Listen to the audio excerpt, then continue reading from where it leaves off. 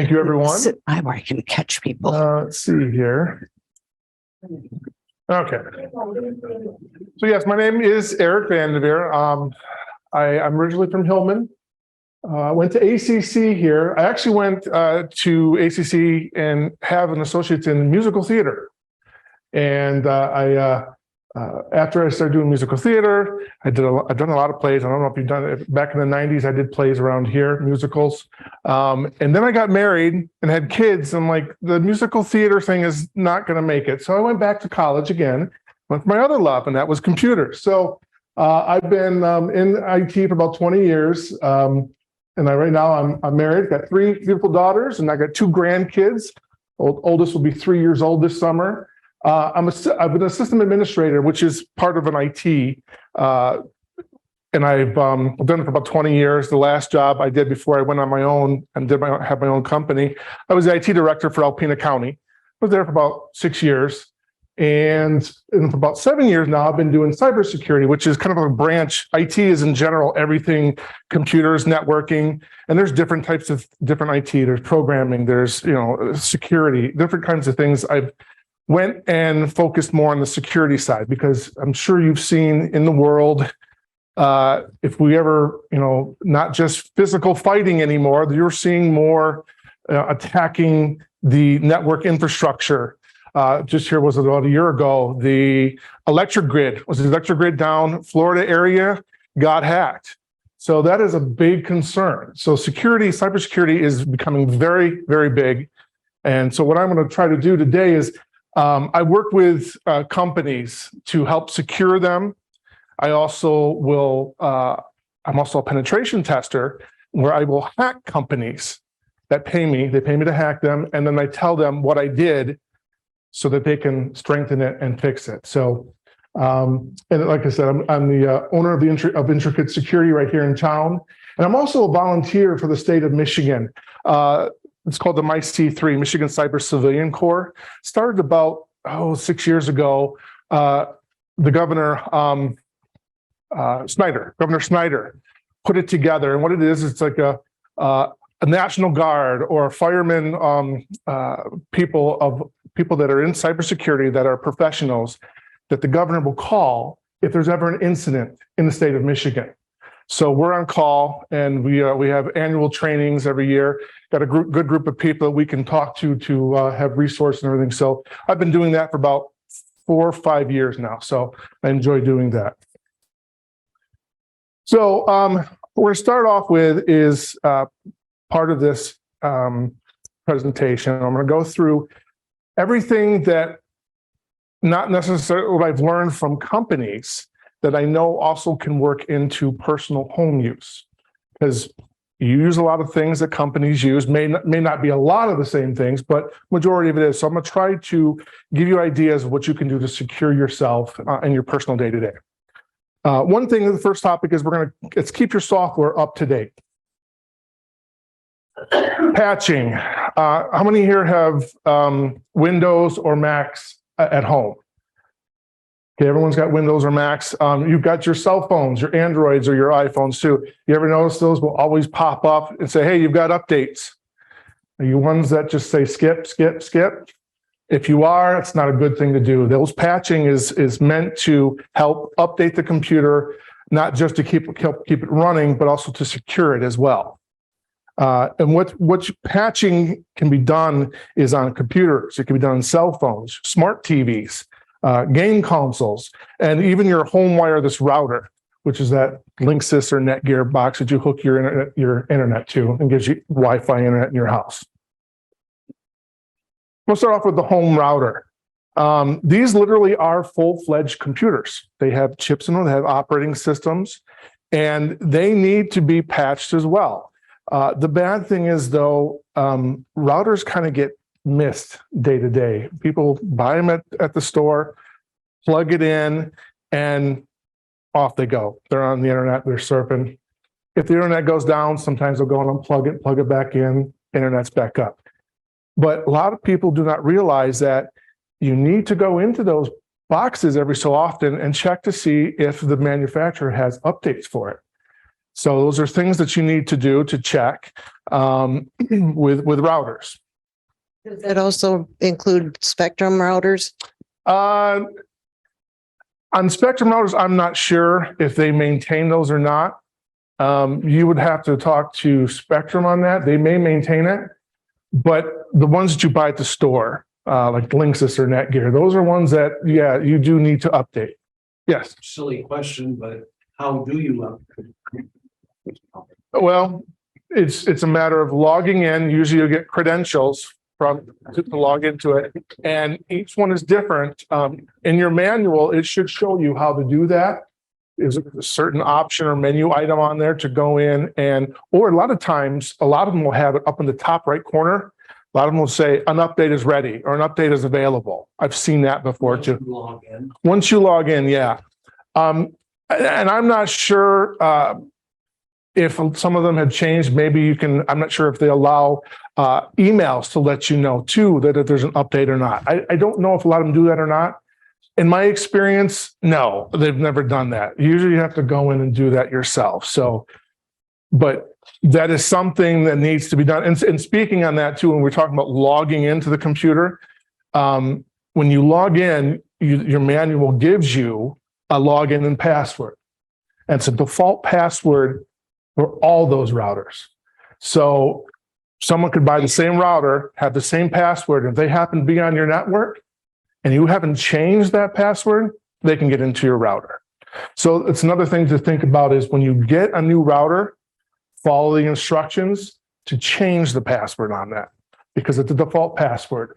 When I do hacking penetration tests for companies, that's one thing that we'll do.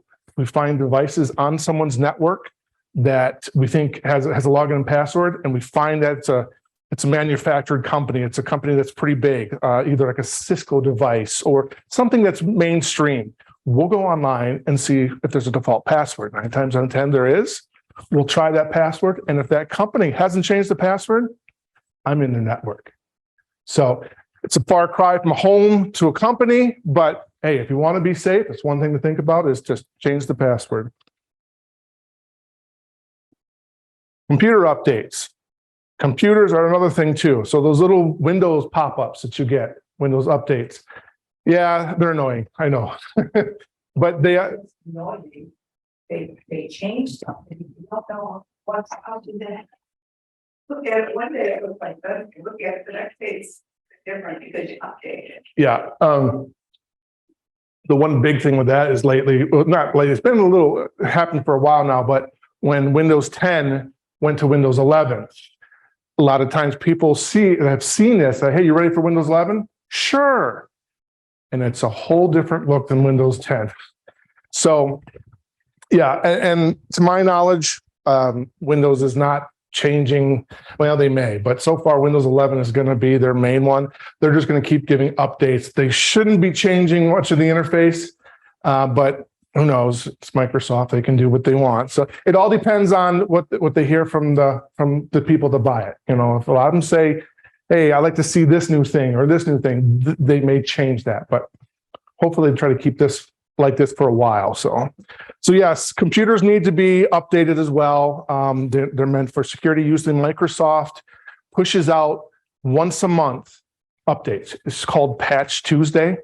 So usually the next day, which is I think it's the first or second Tuesday of the month, Microsoft pushes out updates to all the computers. Well, they don't push out; they're available, and you tell your computer to download them. So usually on the next day and Wednesday, you may see your computer say, "Hey, you've got updates." Usually it's once a month, but if there's a big update or big patch that needs to be done, sometimes they'll put it later in the month too. So, but you shouldn't see it a lot. If you're seeing it a lot, it's because you keep hitting the okay just to get rid of it. So it's just going to keep popping up on you. So, same thing with cell phones. Cell phones need to be updated as well because those also have security updates as well. Keep your phone working properly through updates. Usually, I'm sure you probably get pop-ups as well on your phones. Those need to be updated as well. Do you have to be connected to the internet to get the updates? Yes. There's ways of doing it. You could go to another computer and download the updates, like to a flash drive or something. It's kind of hard to do that. Normally, most home use, people need to be connected to the internet in order to get the updates. I don't know if anyone here has smart TVs or game consoles. Smart TV, usually ones that maybe have like Roku built into them or Android TV built into them. Those also are little computers because they have to run applications. They have to run those streaming services like Netflix and all that. Those also too have to be updated. So a lot of times you'll see in your smart TVs, they'll pop up too and let you know that there's updates.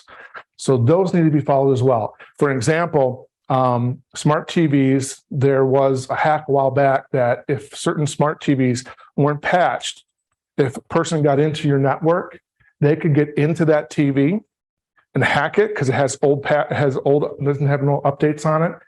And they've had some TVs that have cameras. They could get a hold of that camera and they can see your whole house from with that camera and that TV. So anything that's connected to the internet, thermostats are another thing. If you get a smart thermostat, anything that's connected to the internet usually has to be updated and patched. So it's something to think about whenever you get a smart type device like that, like a thermostat or a smart TV, look in the manual and tell you how updates work. They usually will say that. Because it's like a thermostat, you may not be able to see that because it's not going to show on the screen, but a lot of times your phone has apps that connect to it to give you update, to let you know as well. So usually most of them will have ways of letting you know that there's updates. So any questions so far on that first section? No? All right. Yeah. Yeah, you mentioned something about 10 or 11 for Microsoft. Now, I use an iPad Okay. and currently I'm on 15, but they'd like me to download 16. I'm not really interested in doing that. I don't see any problem with keeping 15. The only thing is after a while, the hardware like that becomes end of life. So you still may be able to use 15 and they still may give you updates and all that. But after so long, a lot of the software, the operating systems, after so many period of years, they're going to have to say, hey, we cannot maintain this version anymore. You're going to have to go to the next one. But as long as you have an iPad that's fairly new, 15 okay rather than Should be fine. because Yeah. I found sometime when you go to the next one up, it changes a lot of things around. Now, You're not necessarily comfortable with. if that version 16 is actually a security update, I would go to it. I would. Yeah, go- well, the 16's been around a bit for the pad now. Yeah, it's not the initial 1 or 2, I think. I'm not 100% sure on the iPads, but it may be something. What I would do is when you get home, just go on Google and search, I think it's iOS 15, and then put iOS 15 end of life and see what it says in there. If it's good for a certain amount of time and you're still in that time period, then I think you'd be fine. Okay. Next thing is use antivirus protection and a firewall. I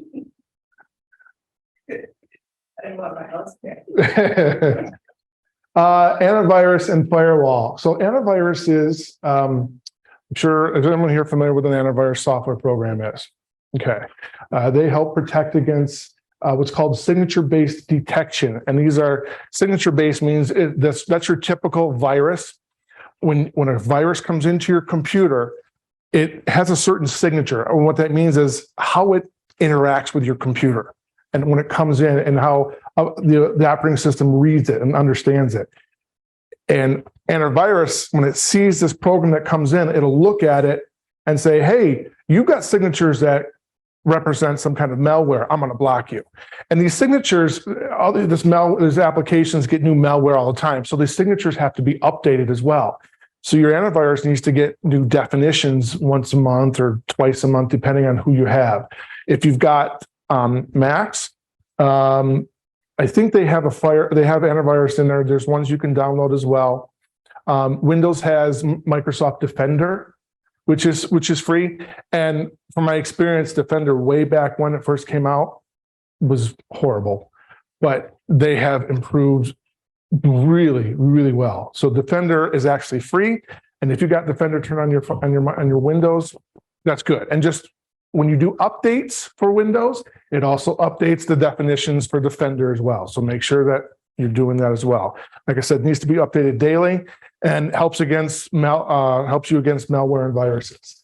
Firewall protects you from things getting into your home network. And that firewall is that router that you have, that you bought from the store. It has a firewall built into it. And what it does is someone from the outside sees your router. They can do that.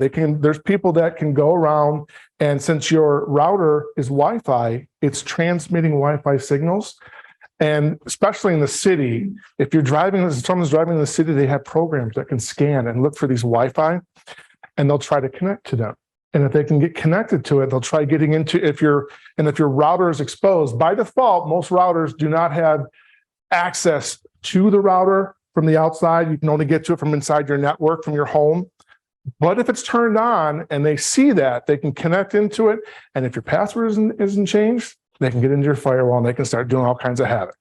So firewall is built into a router. It helps things from the outside not getting into your network, to your home. And there's two different types. There's hardware-based, which is like the routers you buy, the physical hardwares, and there's software-based.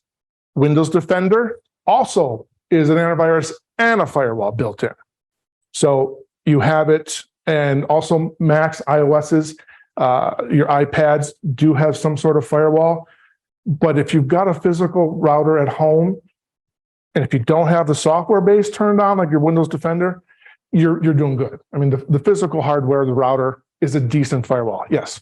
How do you know if you have Microsoft Defender? It's turned on by default. I mean, where would you go to? You could actually, verify it? the nice thing about Windows is, and excuse me for saying my Windows a lot, I deal a lot with Windows, so I don't do much iOS, Apple, but I'm sure you could probably just do a search like you can do in Windows. So like in your Windows 10, do you have Windows 10? Yes. Bottom left, you see that little search bar, type in Defender, and you'll get a bunch. Usually the top one is Defender settings. You can go in there and you can tell if Defender's turned on. Okay. Yeah, it's a nice thing about Windows. If you're just searching for a certain thing, like, Defender is part of Windows, just type in Defender and usually you'll get the settings from there. So Thank you.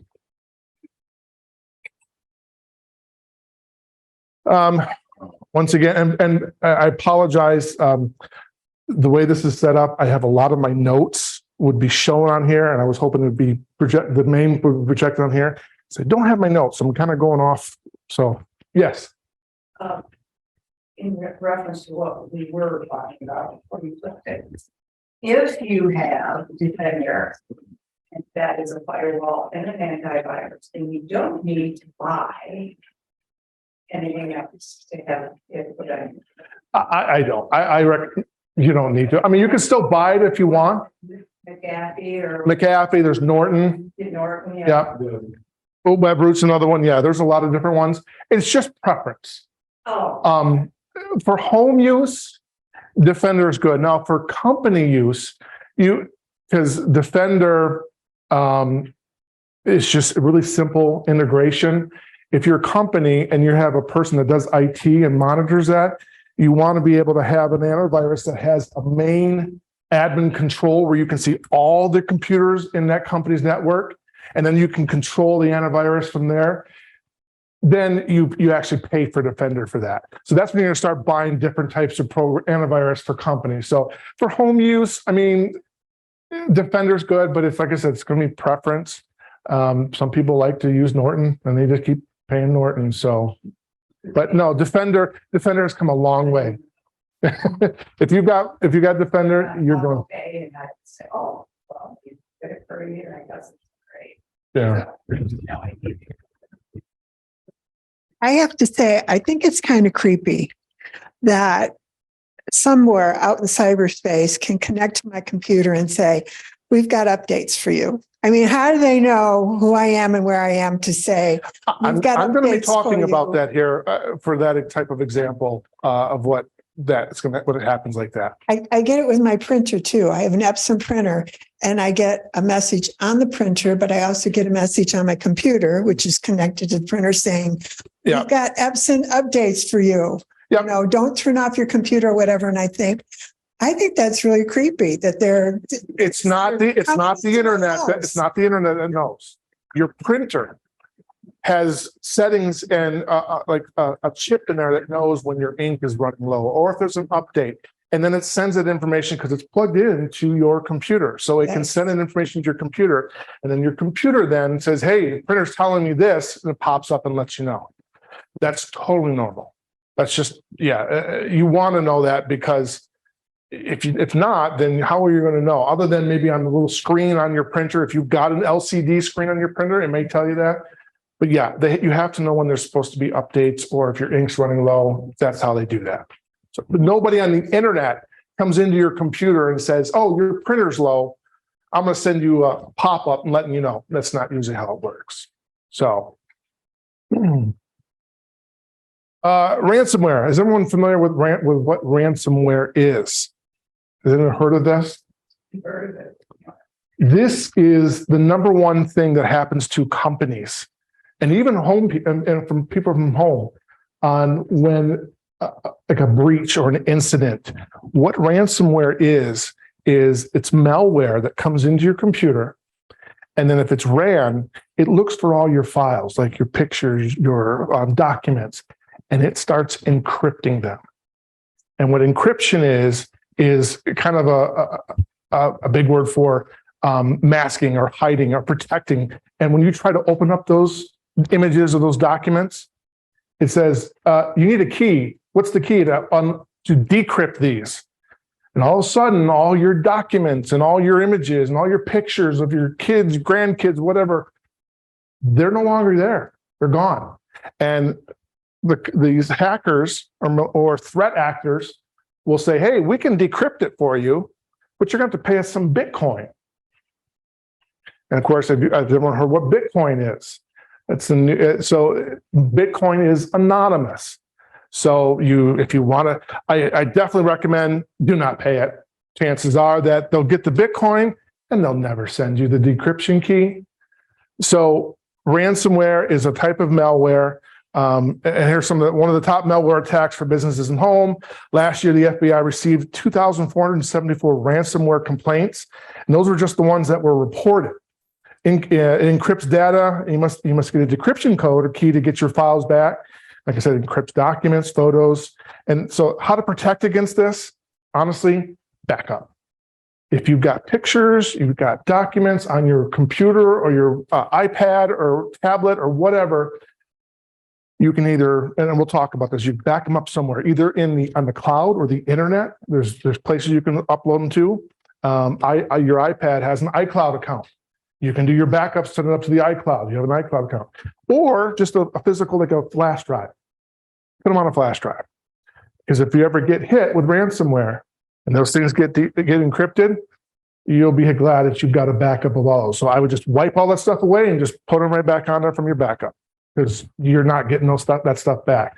And a lot of this ransomware, it may take years before the keys are actually put out on the internet for free so that you can decrypt it. So if you don't have it, hang on to that laptop for a couple of years. Maybe the decryption key will come out and you'll be able to get to it. So I was saying, back up your data. Online backup services. So what is cloud storage? You ever hear of that? Cloud? It's in the cloud. It's not technically in the cloud. It's other people's computers is where it's at. So it's in the internet on these servers. There's iDrive, which is Apple. They have their own servers where you can connect and you send all your backups to the internet to their iDrive. Google has Google Drive. Dropbox is another company. Microsoft OneDrive. Some of these are free. Some of them you pay like a small, like $5 a month. They give you like 50, 100 gigabytes of data, and you can put all your pictures and everything up there.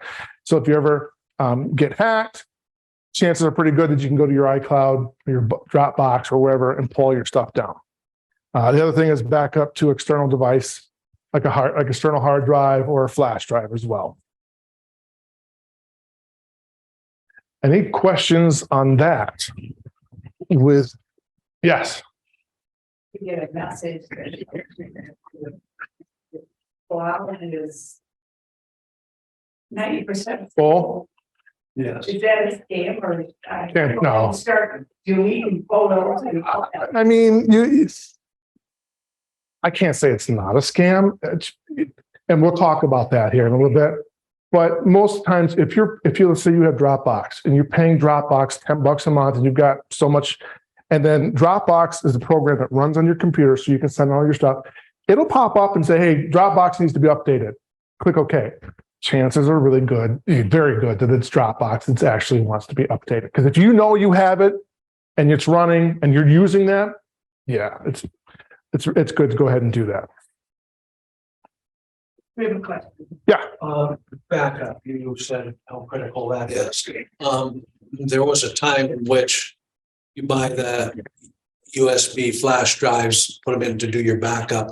And they were saying that some of them were, not real good or reliable. And do you have any recommendations as to what kind of flash drive you should use? Flash drives can be, they may not last as long. If you want to have something that's good, sturdy, and lasts quite a while, purchase external hard drives. And those are like a flash drive, but it's an actual physical hard drive. It's in your computer, but it's in the casing. It has a cable that can plug into your computer. That's a little more durable and reliable. But thumb drives, like my thumb drive here, it's good for transferring stuff.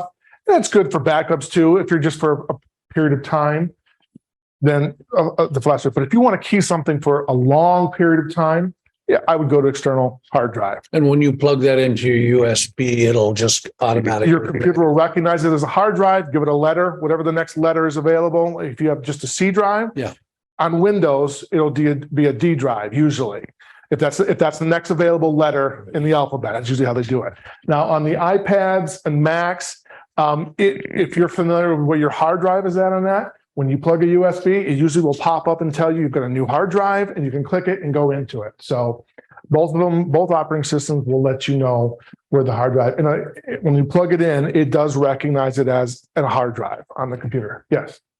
On my iPad, I have wireless printer. Is there such a thing as a wireless hard drive? Yes, there is. What you have to do is you have a hard drive, external hard drive plugged into your computer. I don't have a hard drive. I don't have a hard drive. Right. But you're asking for a wireless hard drive is what you're for your pad. That would be like your iCloud, because yes, it's going out to the internet. It's going right. Or you could go buy a hard drive. Yeah, you don't have a USB connection or anything on those iPads, and you probably won't do this. It's much easier to do in the iCloud, but you could plug it into another computer if you have one, and then you could share that hard drive on the computer. So, so it is possible, but iCloud is where you want to do it. So, okay. Let's see here. Oh, okay. Sorry. Strong passwords and use a password management tool. What is that? That is from, oh gosh. I can't think of the cartoon. Anyway, it's not Simpsons. It's the same creator. It's Matt Groening, but this is Futurama. This is their one they did after, it was after Simpsons, but this guy right here was frozen, and in the 1990s, he was frozen, and they like 2300, 2400, way in the future, he gets revived, and then he starts living his life in the future. But anyway, there's a bunch of memes. You know what memes are? Okay. A lot of them with this guy on here. So not sure if my cat walked across the keyboard or just created an extremely strong password. Is the password management tool like what comes with Windows that says, do you want us to save your password? Usually it's in your browsers, like your web browser, like Chrome or Firefox or Safari. When you type in a password, when you go to like your bank your online banking and you put your password in, your browser will say, hey, do you want to save this? Yes, in your password. That's a password management tool.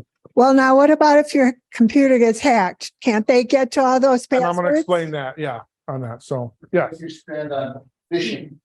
I'm going to be talking about that. Yep. So a secure password does not need to be hard. Okay.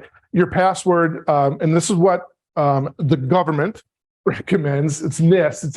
It's an organization that does a lot of industry standard. And then one of them is technology. And they recommend that you should have at least a 12-character long password. You should have at least 3 of these 4 characters, such as a small letter, a capital letter, a number, and a symbol. 3 of those 4 they recommend. And don't think of it as a password. Think of it as a passphrase, and I'll explain that. So, anyone familiar with Douglas Adams, the author? He wrote The Hitchhiker's Guide to the Galaxy. Anyway, that's a quote from the book. Thanks for all the fish. Anyway, if you have a favorite phrase or like a sentence or something from a song or something, you can actually take that and change a few things. So like that S becomes a 5. So it looks very similar. Spaces can be a symbol, like an exclamation point. And then 3 for an E and 1 for an I. Now, these can be whatever you want, just so you remember it. But that right there is way more than 12 characters. So that could be something that you could do, is you just think of it as a passphrase. So something that you're going to remember, that you a sentence or something, and create something like this. So they don't have to be like 3 capital A, F, asterisk, 6, 7, a bunch of these all random. Something like this can be remembered. Let me give you an idea. And this is, and I have my notes aren't on here, but this is an older one. And I think I remember what they are. So if you look, I don't know if you can see it. If you had a password that was just, it was 12 characters, but it was just numbers, that says 1 hour, or actually it's changed. This is an older one. It's 25 seconds. It can be hacked. It can be cracked like that. If you have a password, it's got 12 numbers in it, 25 seconds. If you've got an upper or a lowercase letter in your password, just a lowercase letter, all lowercase letters are all uppercase letters. I think that says 12 years. I think it went down to, I think it went to 6 months now. It takes 6 months to crack it. It's quite a while. But, if someone got a hold of something that they got a hold of your password somehow and could spend that time on it, which you would never know if they had it or not, it takes only 6 months to crack that. That's plenty of time for a hacker. They have plenty of time in the world. But you start doing more, you're adding the upper and a lowercase letter. It can take, I think that's 600 years. It's actually less than that now. And the more that you add numbers, upper and lowercase letters, the longer it takes, the quicker it takes to hack it over time. Each year it gets easier and quicker to hack this stuff.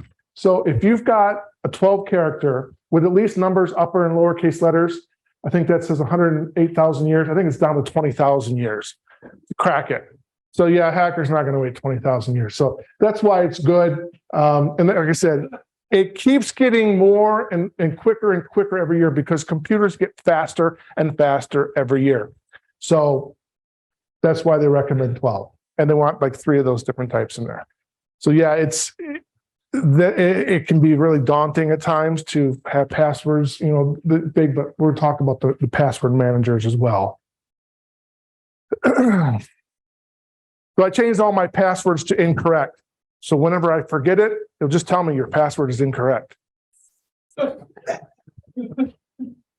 unique passwords for all your internet accounts. And what I mean by that, if you've got your banking, your Netflix, or whatever, anything online to a website that you go with a password, you want to have different passwords for each account. Because if one of those accounts, those companies gets hacked and they steal everyone's credentials. And if they can crack your credential, and if you've got that same password for everything else, like your email, they got everything. So it's always good to have a different password for everything that's on the internet. So password managers, no worry of ever forgetting your password again. And your browser password manager is not enough, because if someone were to get into your computer, which, I mean, if you're not worried about physically, if someone, somebody at your house that uses your computer, you're not worried about them getting in and looking at your passwords, fine. Password manager in your browser is fine. But if you do get hacked on your computer, they can get that file. It's a database file on your computer. Each browser has a little database file that stores all those. I've actually, I've done a pen test for a company that I was able to grab, when I got into the system, grab all their Firefox databases.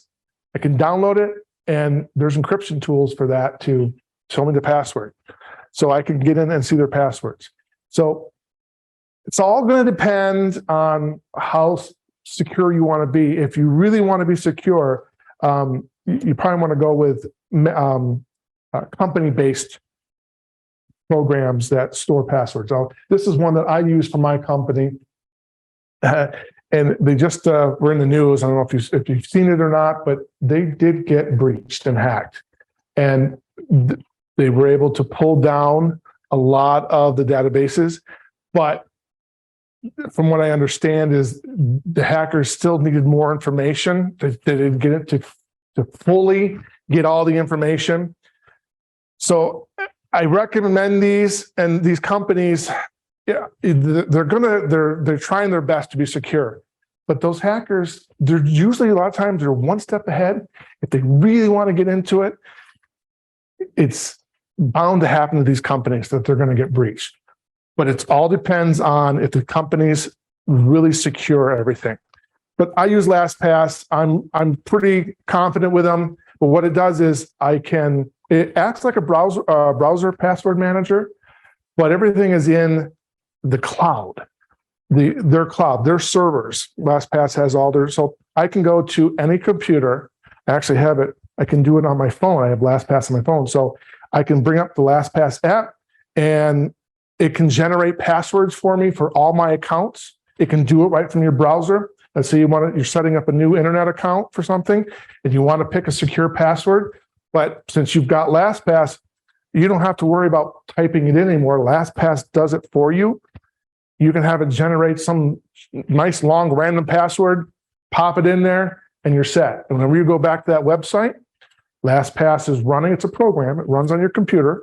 It sits there and says, oh, you went to Alpena Area Credit Union. I know this website. I have it in my database. I'm going to pop in your login credentials, and you're in. So it does all that for you. So yeah, LastPass is free, and there's also paid versions as well. Let me see my next slide here. Okay. One thing I could recommend, if you're just scared and you don't want this, put it up in the cloud, using a notebook and putting your passwords, that's fine. I usually don't recommend that for companies, because what happens is employees will start writing passwords on sticky notes and put it on their monitor. That is a no-no. But if you're at home and you've got a nice secure place, like a file cabinet that's locked, and you've got a notebook with your passwords, put it in there. That's fine. Store your passwords in there, just so you can keep it in a secure place and store it in there. So, and then you can, the only bad thing is you're going to have to pull it out every time and type it in, but it is another way of using a password manager. So it was funny because I was on Amazon, and people were selling password manager books. And it was literally just a notebook with where you could put your passwords in. And they were making money off of it. But they were cute. Yeah, I guess.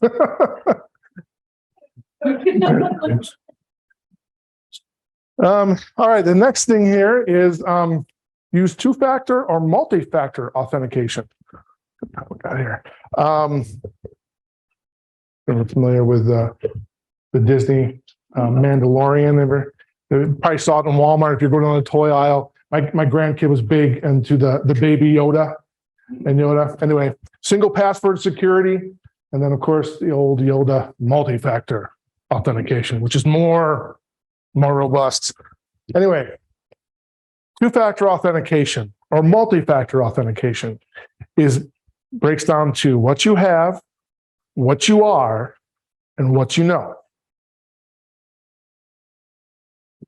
What you have, that's like a physical device, like your phone, or a key or a token, something physical. A text, even though it comes on your phone, it's on your phone, you can get a text with a code or something that can be sent to you. That's part of multi-factor authentication. SMS texting generates a 6-digit number and texts it to your phone. So what multi-factor authentication is another layer of security. When you put your password in to like your Facebook or a lot of the banks around here don't have it. I wish they would, but they don't. You put your password in and then it says, okay, I need your 6-digit code now. So you have Facebook text you this 6-digit code. It changes every 30 seconds. So you get that code, you have your password in, and you put your 6-digit code in there, and now you're in your Facebook. It's a second layer of security. So these are the different types of things you can use for multi-factor. Texting, Google and Microsoft Authenticator. It's an app on the phone that you can download. It's totally free. You open it up, and if you have it programmed to a certain site, like Facebook or something, you bring up your Facebook one, you click it, and it gives you your 6-digit code. Changes every 30 seconds. You pop it in there, put it back in your pocket, pull it back out, and you look again, that code is changed again. Every 30 seconds it changes. Google has one and Microsoft has one. You can use either one, you can use both of them, but I would just pick, if you ever want to use it, just pick one of them because they're going to work for pretty much anything that uses MFA. You can use these. I don't recommend texting because if you have it texted to you, they've actually had security flaws in that. So texting, I would use these apps. These are just called Google and Microsoft Authenticator. Look at that in your Play Store on your Google phone or your iPhone. They're in there. So, but when the bank says, we'll send you this 6-digit code, then will it go to that app? It depends. They text it. They text it. Not in free. They're still texting. I mean, they're still doing it. It's if you don't have anything at all, at least texting is fine. That's okay. But they have found flaws in it. It is possible, but it's definitely an extra step. I mean, you still have to put your password in order for you to get that text.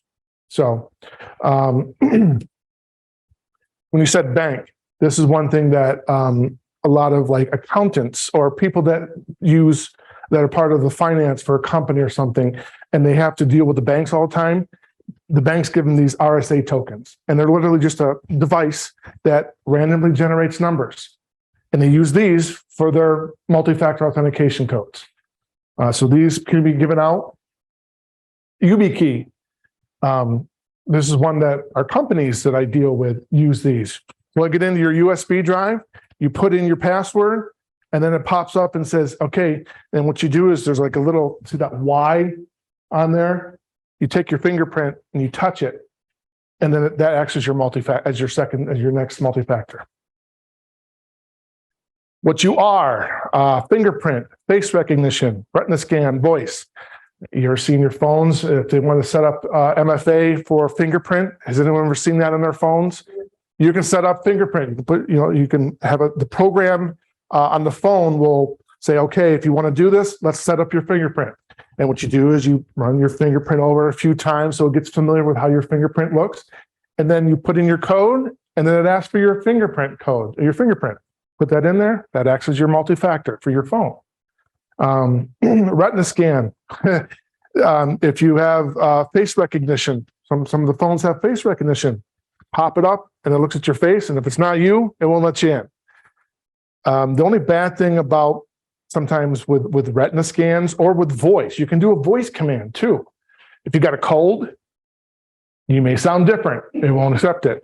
And also too, another thing is you have a cold, if your eyes are red or bloodshot, retina scan won't work.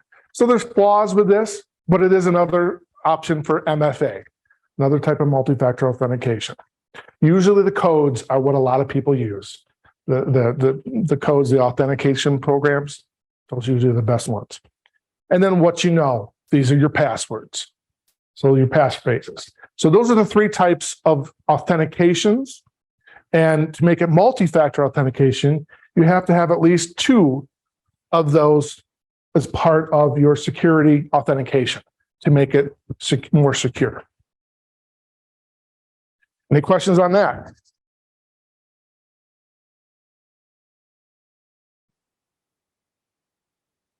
Learn how to spot phishing scams. So sometimes I think I should click this link, and then I think, no, better not. It sounds fishy. That's where phishing comes in.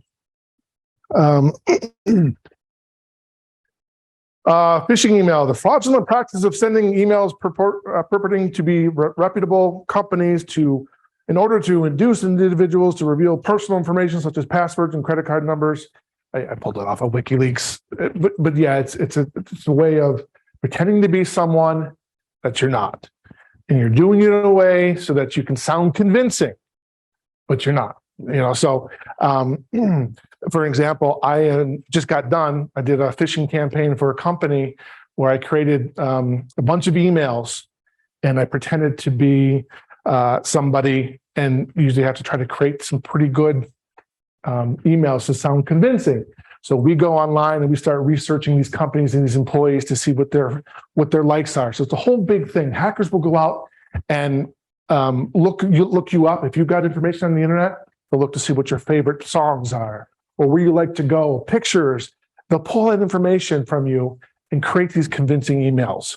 So most of the time, you're not going to get stuff like that unless someone's really trying to get right to you. Most of them are going to be like the prince from Zimbabwe that says, hey, you won the lottery. Go ahead and click here. That's what you're usually going to see. We're going to use Amazon as an example. This right here is an email. This is the legit email from Amazon. And so these come in if you're part of Amazon, you may see these. These can be pulled down and used in phishing campaigns. And they can they look really legit. But what the key is that learn more when you click that button, where it's going to go. That's the key. So, yeah. I have one constantly coming in that says that you have a package that's been trying to be delivered. Yeah. Text, you get them in text? Yeah, it comes right. Well, not a text. No, Email? It's just the email that comes up. And usually it's sent to my trash automatically anyway, but that's constant. Yep. Over the years. You're going to get those. Those are never going to stop. They're just mass sending these out, hoping that they'll get maybe 1% to 2% people click on these. So, but what I wanted to show you is that link there, that button click, you want to watch that. And what you can do is if you're on your computer, take your mouse and instead of clicking it, just move the mouse over top of the button and it'll pop up where it's going to go. Now that looks really confusing looking at that, but you want to look at that first part there, the www. I'm sure everyone's familiar with www.google.com, www.msn.com. If you look at that, it's going to www.amazon.com. That is, if you're familiar, that is Amazon's legit place. What hackers will do is they'll go out and purchase a domain. You can buy it $15 for a year. They'll buy one that says Amazon and they'll put a 0 for the O. Now, when you pull that up, if you don't catch that 0, it looks like, hey, that's Amazon. I'll click it. And then they'll send you to their malicious website that looks like Amazon. And then you put your credentials in to log in. And it comes back and says, oh, we couldn't let you in. Your password doesn't work. Well, that's weird. That's too late. That hacker just now has your Amazon credentials. So those are the things you kind of want to watch for. Is if you want to hover over those on your phone, you don't have a mouse, but what you can do is if you hold down for like a couple seconds, then let go, it won't click it, but it'll bring up something similar to this. So it's the same thing as hovering over, just hold it down for a couple seconds, let go. So one thing that you can look for in an email is to make sure that it's going to where it's really supposed to go and not some malicious domain. And I'll explain just real quick. The .com, it's what's called the top level domain. Everything is .com, you got .gov, .edu. Then the next ones are Amazon or Google. And then these www or other ones are what's called subroutes. You can have multiple subroutes. And I'll show you something here. Vishing, let's see here. I'm going to turn up. Let's see if my volume works on. You said it's going to echo. Might not. Let's try it and see, because I want to have you listen to this. If it's possible, it's telling me it's muted. No, I don't think it's going to work.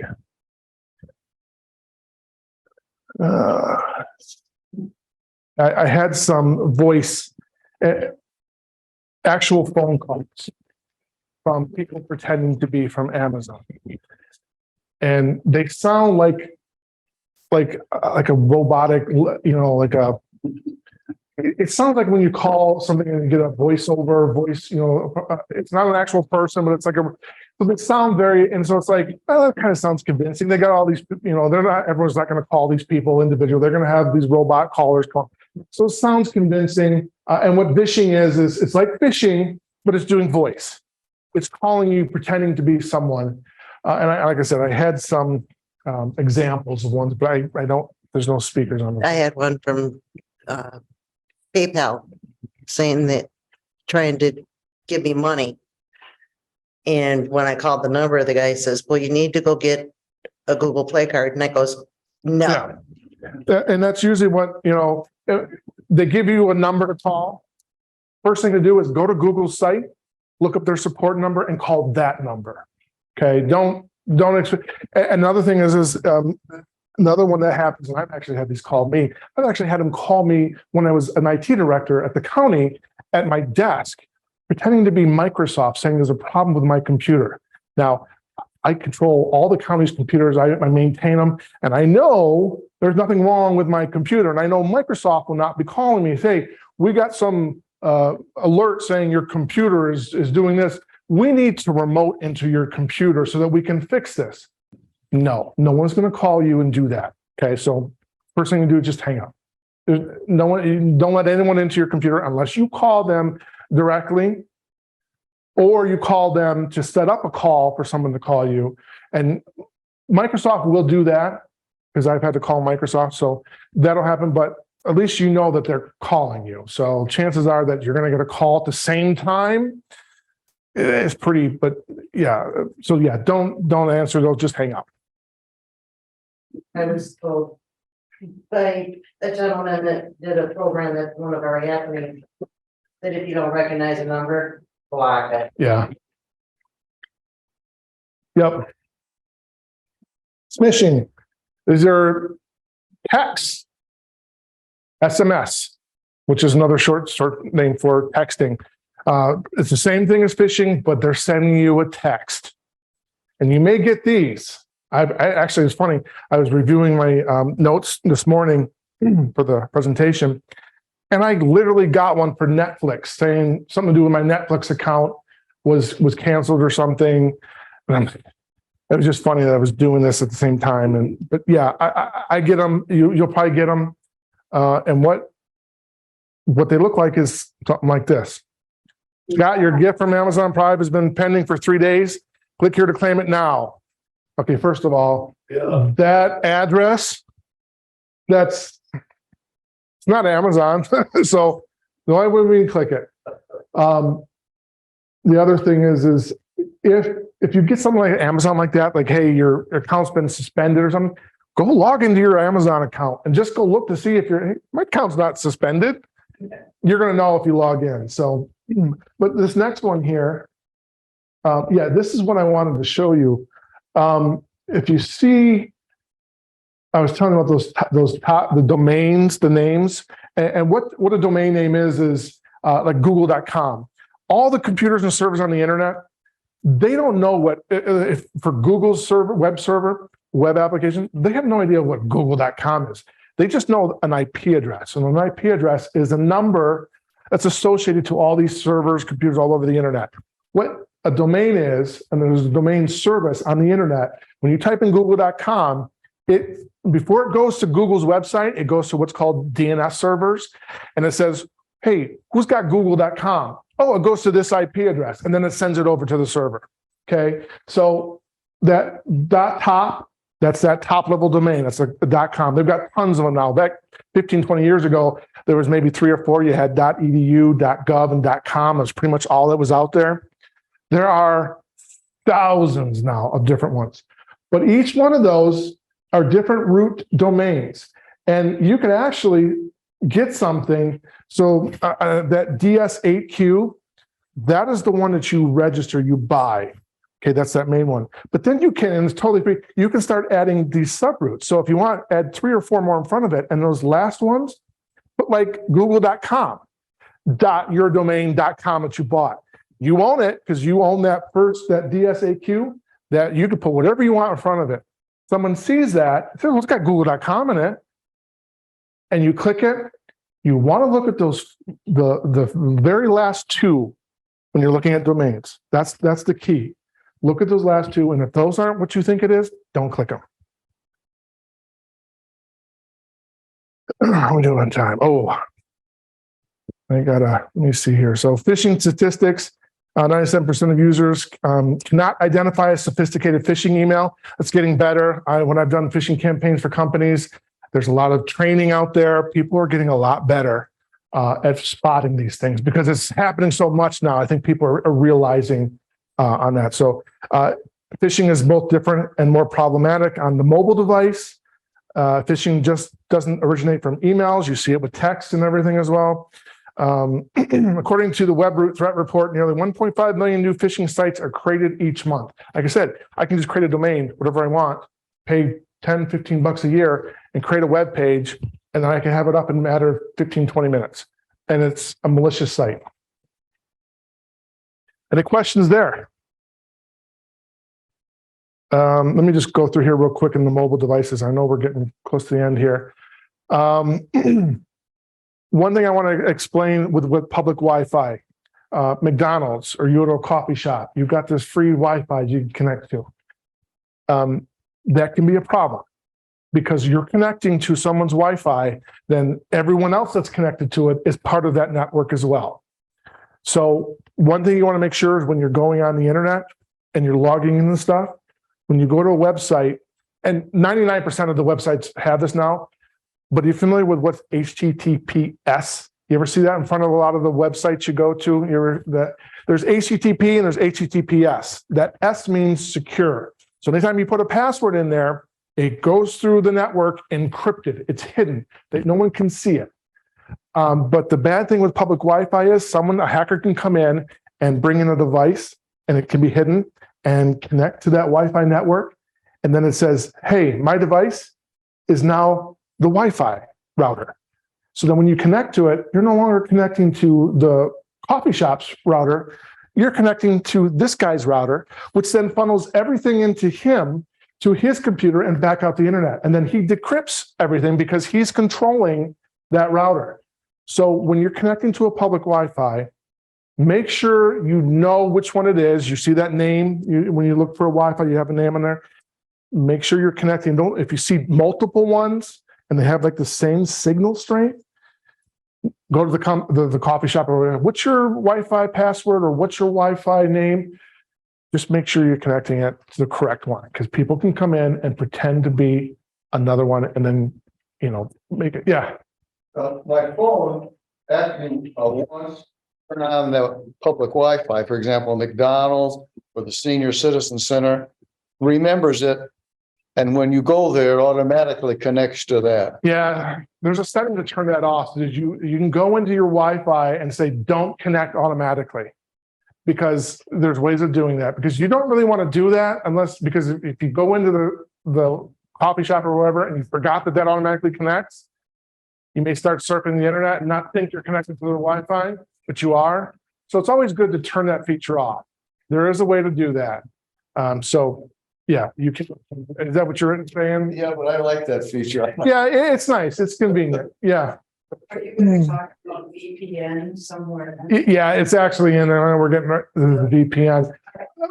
VPNs, what they do is when you're on a public Wi-Fi, they can encrypt all your traffic. Even if someone does connect, if you connect to a false web,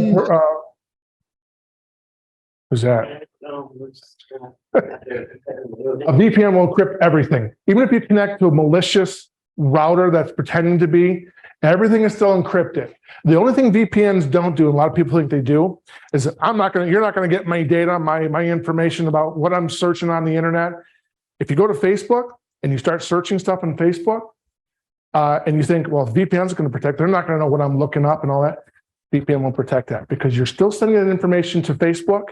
So when you're putting in searching for stuff on your browser, Firefox, and you have your Facebook open at the same time, the VPN will encrypt that stuff, but that stuff still gets to Facebook, decrypted because it has to read it, and it'll know. So what VPNs will do though is it'll protect what you're sending out to the internet. So like your passwords and all that stuff will be encrypted. But don't think it's going to protect against your data, like what you're searching online and all that. That stuff can still be seen, but they are good. They do protect against sensitive security and stuff like that. It's right here. No, not like that. Oh, you did do it. So same thing with your phones. No, Who's ever on Zoom, can you please turn your mics off? your phones you can install VPNs on your phones. One VPN that I'm familiar with is ExpressVPN. That's one that you can use, and you can put it on your phones. And they pay, I think it's like $10 a month. So if you're going out of town for a big trip or something, and you're going to be connecting to a lot of public Wi-Fi's, yeah, buy a month of it, just so you got some kind of protection. Because you're going to be connecting to public Wi-Fi's. If you want to get a VPN, they do help protect against that stuff when you're connecting there. So everything is hidden. They can't see what you're surfing, going through on the internet and all that. Same thing with iPhone.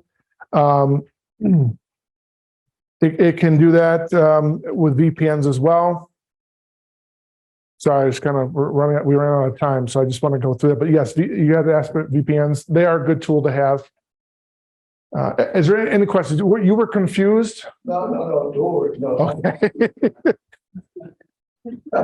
Okay. This is a lot of information in here. And here's the thing, if you are interested in getting this stuff set up, if you want, but you're not familiar with it, unfortunately, I work mainly with companies, but I do have, work with another company in town here called the Wolfpack Technology. Nathan there, I'm working with him. So because I get calls sometimes, people calling me, hey, can you help me do this? I mainly work with companies, but I've been pushing them off. Say, hey, go talk to Nathan. He can work with you and get this stuff set up for you on your home network. So any of the stuff that you see here that you're interested in, talk to Nathan. He's right there and next to Save-A-Lot. Harborside Mall. Yeah, Harborside Mall. We do have a question. Yeah. Somebody's asking, do you advise going to Windows 11 over Windows? Definitely, you're going to be eventually going to have to do it.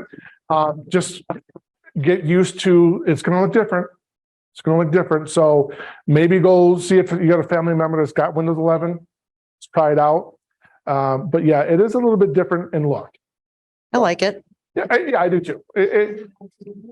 But eventually, Windows 10 will be end of life eventually, and you'll have to go to Windows 11. So When I was told, oh, you're not going to like it, and I downloaded it anyways onto my office computer. I love it. when Windows 10 came out, I was on Windows 7. Everyone was like, I don't want Windows 10. I want to stick with Windows 7. XP was the same way when Windows 7. I'm not going to 7. Now it just takes time. Like any new thing, you'll get used to it. So yeah. Any other questions? Well, I hope this was not too. I personally enjoyed it very much. Okay, good. It's very humbling, but. Well, when I take my training classes, there's a company called SANS that I do my security training. We go for a week and it's literally open the floodgates and they just pour. And then they give you 3 months to take your test. That is, well, I'll tell you, those are really intense. But well, thank you very much for coming out. So.